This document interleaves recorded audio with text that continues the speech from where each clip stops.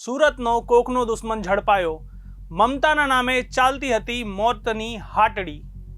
નમસ્કાર દર્શક મિત્રો, હું છું પવન કુમાર દ્વિવેદી અને તમે જોઈ રહ્યા છો બેનિફિટ ન્યૂઝ।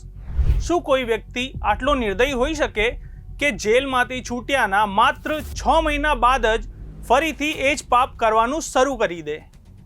સુરતના વરાછામાં મમતાના ઓઠા હેઠળ માસૂમ દીકરીઓને ગર્ભમાં જ હોમી દેવાનું પાપ કરનારો પાખંડી ફાર્માસિસ્ટ રામગોપાલ ખંડેવાલ આખરે પોલીસના સકંજામાં છે। નવેમ્બર 2025માં સિવાય હોસ્પિટલમાં પકડાયો, જેલ ગયો, જામીન પર છૂટ્યા બાદ બહાર આવ્યો અને એ જ જગ્યાએ બોર્ડ બદલીને નામ રાખ્યું મમતા હોસ્પિટલ। વિચાર કરો, જે નામમાં મમતા છે ત્યાં જ આ નરાધમ મોતનો ખેલ ખેલતો હતો।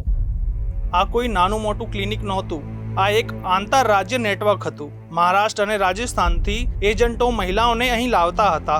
માત્ર 10,000 રૂપિયામાં પોર્ટેબલ મશીનથી ગર્ભ પરીક્ષણ અને માત્ર 15,000 રૂપિયામાં ગેરકાયદે ગર્ભપાત। કોઈ ડિગ્રી નહીં, કોઈ પરવાનગી નહીં, બસ લાલચ અને પાપ। શુક્રવાર 8 મેના રોજ પોલીસે આંજડા ફાર્મ પાસેથી તેને દબોચી લીધો છે। પણ સવાલ એ છે કે જે નેટવર્કની ખબર બીજા રાજ્યોના એજન્ટોને હતી તેની જાણ આપણા સ્થાનિક તંત્રને કેમ નહોતી? સૌથી મોટો સવાલ સુરત જિલ્લાના મુખ્ય આરોગ્ય અધિકારી ડૉક્ટર અનિલ પટેલ સામે છે।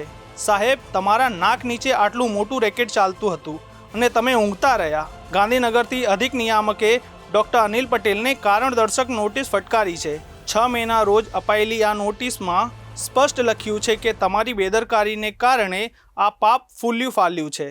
રાજ્ય કક્ષાએથી વારંવાર સૂચના આપવા છતાં તપાસ કેમ ના થઈ? શું કોઈ મોટી મિલીભગત છે? આ ફાર્માસિસ્ટનું લાયસન્સ હજુ સુધી રદ કેમ નથી થયું? જવાબ આપવો પડશે। હવે પોલીસ રામગોપાલની કુંડળી ખંગાળી રહી છે। આ નરાધમને દવાઓ કોણ સપ્લાય કરતું હતું? કોણ આને મેડિકલ સાધનો પૂરા પાડતા હતા?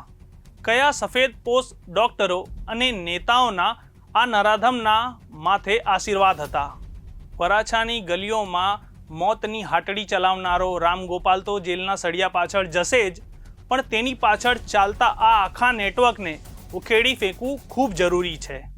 ગેરકાયદે ગર્ભપાત એ માત્ર કાયદાકીય ગુનો નથી, પણ એક સામાજિક કલંક પણ છે।